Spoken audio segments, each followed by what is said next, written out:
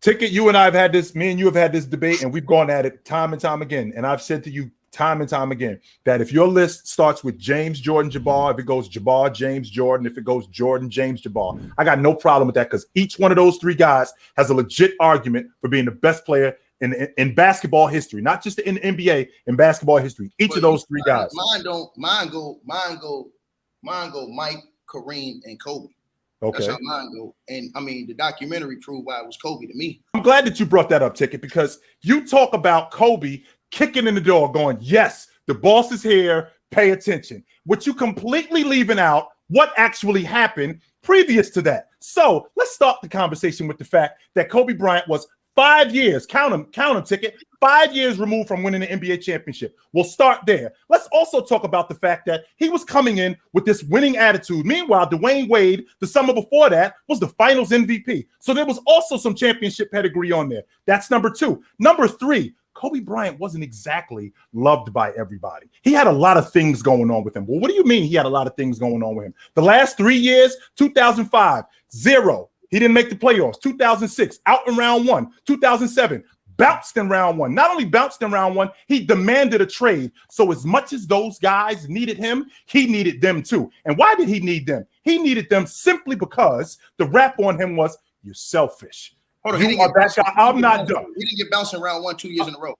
Oh my God. No, he blew the 3-1 lead, and then he got bounced in 5 by the Suns the next year. There it is. 2 years in a row. By the Phoenix Suns. He lost to the Suns by blowing the 3-1 lead. That's right. And then he lost in 5. That's right. Now, so with that, and with that being said, as I was saying, so I don't want to get off the track. As much as they needed him, he needed them too. It wasn't a situation where Kobe Bryant kicks in the door and goes, yo, you guys get on my page. No, I don't have to get on your page. You don't have to get on my page. Not done. We got to get on each other's page. This is what happened in August of 2007. And it wasn't a coincidence. Once Kobe Bryant got on that crew, the next year, he wins the league MVP and his team is in the NBA championship. Why? Because he gets on that crew. And in the process of him getting on that crew, he learns how to integrate himself, not only integrate himself, how to be more of a leader than he was in the past. So hold on. You're not going to give him credit for every single one of those players seeing him and how to work to be a professional? Oh, I'm not saying that at all. No, I'm not saying that at all. What I am saying is hold up, Ticket. Let me as much. What I'm saying, Tone, is as much as they needed him, he needed them too. And it wasn't a situation. It wasn't a situation where he walks in the door and I'm here, pay attention. No, it wasn't like that at all. First of all, since you said it about Kobe Bryant not being liked, I feel the same way too. I'm not liked, but guess what? I'm still one of the damn best out here, if not the best, right? So that's what Kobe was, right? And you don't have to ask. We don't have to ask you or me. We can ask LeBron James himself, because that same year he was on 60 Minutes saying Kobe Bryant is better than me. And then the very next year, he was on ESPN saying Kobe's the best player in the world on both ends of the court. And I repeat myself again. So in both of those years you talking about, that first day year they played Olympics, LeBron James was on national TV saying Kobe Bryant was better than him and was the best player in the world. So you can say whatever you want. The player said something else. Now, let's say what you just said. Oh, you walk in the door. No, that's exactly what happened. He walked in the door and said, I'm tired of watching y'all getting y'all ass kicked. Let's go. Because the dude y'all called the king and all of his little horsemen and all his year 5. He was in year 5. They was getting their butts kicked overseas. And it was an embarrassment of the world. Those are facts. LeBron James, yeah, he was loved. He was the king. He was all this. He was getting shamed at that time because he kept coming up short. And they said he couldn't do it. They said he was starting to say he was overhyped. And they were starting to say, they were starting to say he wasn't this, he wasn't that. Then when they lost in the Olympics, they really got cooked. Him, Melo, all them boys. So it took. That was the summer of his rookie year, by the way. That was the summer after his rookie. That was the summer after his rookie season. He barely played. Not only that. But keep going, Ticket. I'm sorry. Keep going. He was still getting whooped, and everybody was starting to question him at that time, especially when they lost the Olympics. They was questioning him big time. They got heavy criticism for that. That's why they recruited Kobe to come in. And that's exactly what happened. When Kobe came in, first day he said, tired of watching y'all get y'all ass kicked. And let me tell you something else. Kobe Bryant showed all them dudes how to be better professionals. You ain't got to ask me, ask them. They said it on the show. Which is a fact. That's a fact. That is a fact. All this workout warrior stuff LeBron's doing early in the morning stuff, they got that from Kobe because they saw how hard Kobe Bryant was down there working every single day. So that rubbed up. So he came in with that leadership quality. Right. And then let's get to the meat and potatoes. That's something you really need to understand.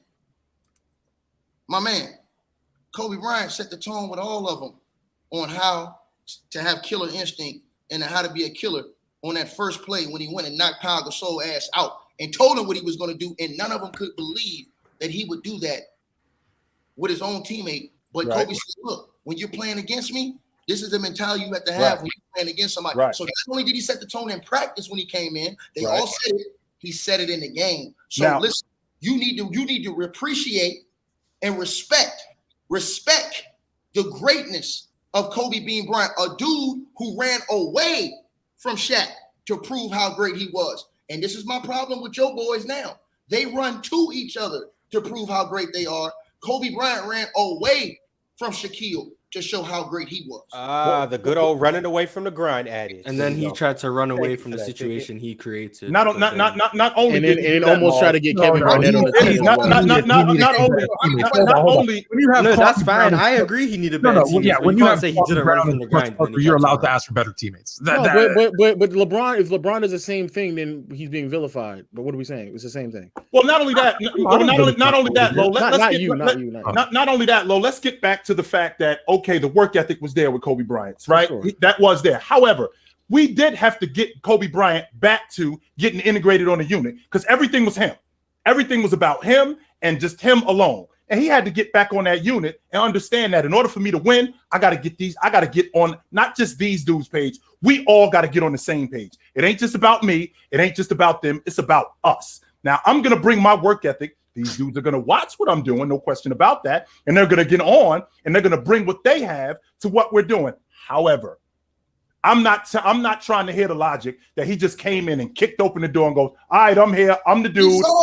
No, he did not. We saw it. That's what happened. No, that's not what happened. He literally said, I'm here because I'm tired of watching y'all get y'all ass kicked. Did he not say that for him? He did say that. Yes, he did say that. However, and not only did it worked because he had to get with them dudes, Ticket. Don't make it sound like it was just them getting on his page. That's not the way that worked. He did open up a little. He did open up a little more so than before because he had. But even in those practices and those things, like the first practice that he was there, he sat alone.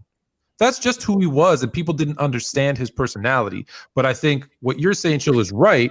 He opened up and allowed those guys in a little bit. But I think more so, like if I was weighting it, more so, he did set the tone. Like those guys said, once he ran through Pau, we knew we weren't losing to Spain. That was Kobe.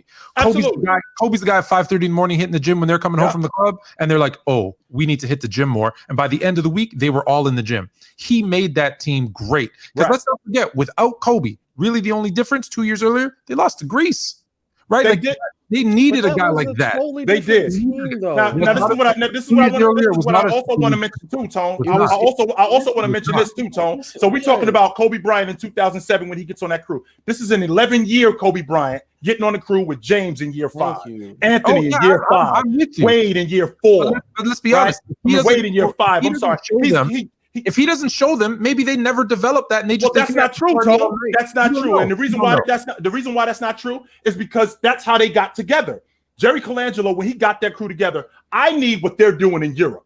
I need to make a national team.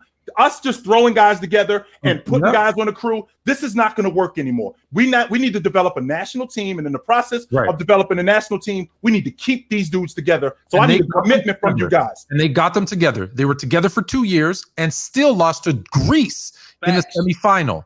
It was Kobe that got them. And just hold on. And that same year that Kobe's on the team, what were they doing? Were they going to bed and waking up early and working out? No, they were going to tryst until 5 o'clock in the morning, like you and I would do, instead of getting up at 5:30 in the morning. He did bring that. What I'm saying is he brought that work ethic that they didn't have, and I think that's part of the reason those guys got better than they should have been. And is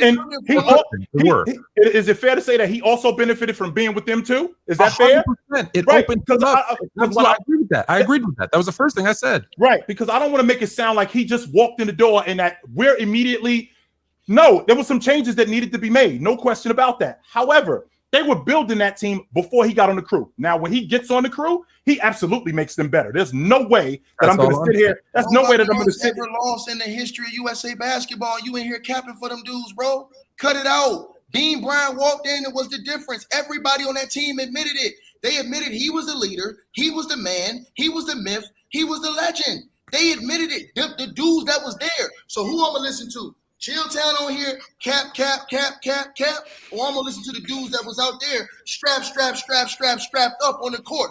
I'm gonna listen to those dudes. You know why, Chilltown? Because those dudes was out there and they saw every single day what Kobe Bryant brought to the table. And you know something else, Fluent?